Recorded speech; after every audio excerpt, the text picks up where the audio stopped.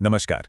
School leaders होने के नाते हम सब अपने छात्रों के प्रदर्शन पर, उनके नतीजों पर बहुत गर्व करते हैं, है ना? अच्छे नंबर, कॉम्पिटिटिव एग्जाम्स में सफलता, ये हमेशा से हमारी शिक्षा की पहचान रही है। लेकिन आज चलिए इसी चीज को एक बिल्कुल नए नजरिए से देखते हैं। तो चलिए हम सब खुद से एक सवाल पूछते हैं, क्या हमारे छात्र सिर्फ अच्छा परफॉर्म करने में माहिर हैं, या फिर वो उस दुनिया के लिए सच में तैयार हैं जिसका उन्हें सामना करना है? ये सवाल शायद थोड़ा असहज कर सकता है, पर विश्वास कीजिए ये बहुत ही जरूरी है। और इस सवाल के दिल में छिपा है ये बदलाव।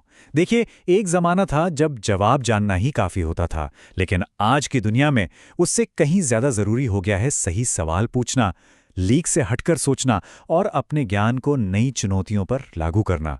ये सिर्फ कोई छोटा मोटा बदलाव नहीं है, ये सोच में एक बुनियादी बदलाव है।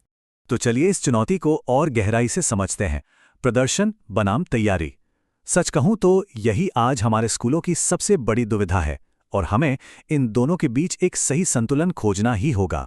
अब इस चुनौती को और बेहतर तरीके से समझने के लिए हमें ये देखना होगा कि दुनिया भर में शिक्षा का माहौल कैसे बदल रहा है।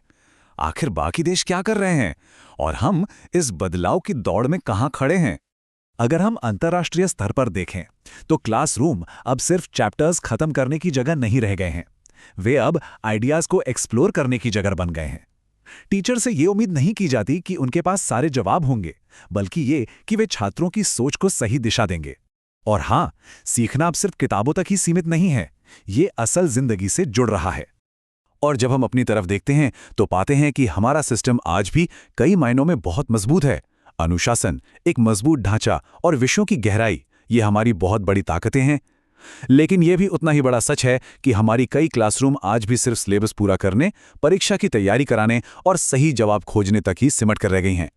और इस पूरी प्रक्रिया में कुछ बेहद जरूरी चीजें अनजाने में पीछे छूट जाती हैं, जैसे कि सोचने की क्षमता, सवाल करने का साहस और कुछ नया बनाने की हिम्मत। नतीजा, हम एक ऐसी पीढ़ी तैयार कर रहे हैं जो निर्देशों का पालन तो बहुत अच्छे से करती है, पर शायद नई राह बनाने में थोड़ी हिचकिचाती है।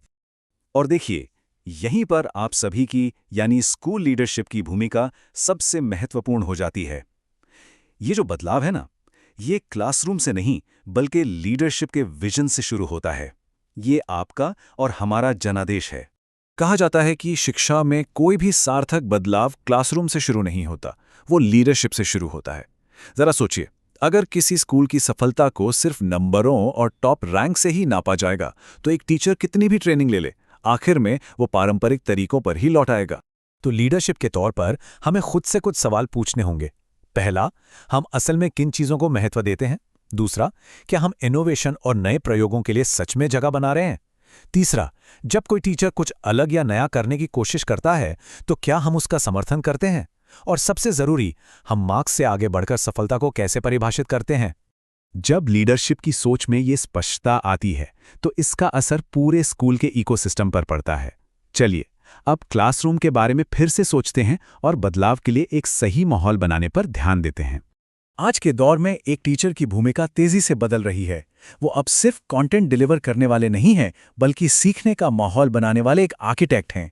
एक ऐसा माहौल जहां छात्र बेझिझक होकर खोजबीन कर सकें, गलतियां कर सकें और अलग तरह से सोचने में सहज महसूस करें।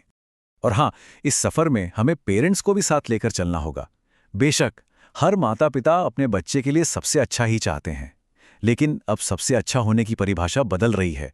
अब बात सिर्फ मार्क्स की नहीं है, बल्कि आत्मविश्वास, नई परिस्थितियों में ढलने की क्षमता और अनिश्चितता का सामना करने की हिम्मत की भी है। ये बातचीत शुरू करना हम सबकी जिम्मेदारी है। तो फिर आगे बढ़ने का रास्ता क्या है?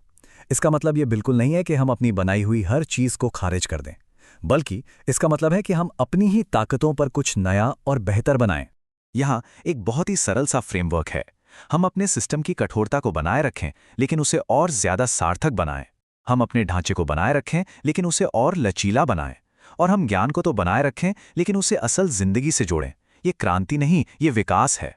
क्योंकि आखिर में शिक्षा का असली लक्ष्य सिर्फ छात्रों को परीक्षाओं में सफल होने में मदद करना नहीं है।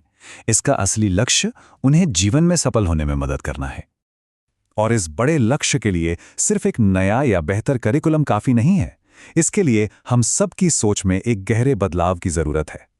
तो सवाल ये है, जीवन में सफलता के इस बड़े लक्ष्य को पाने के लिए आपका स्कूल रास्ता कैसे दिखाएगा?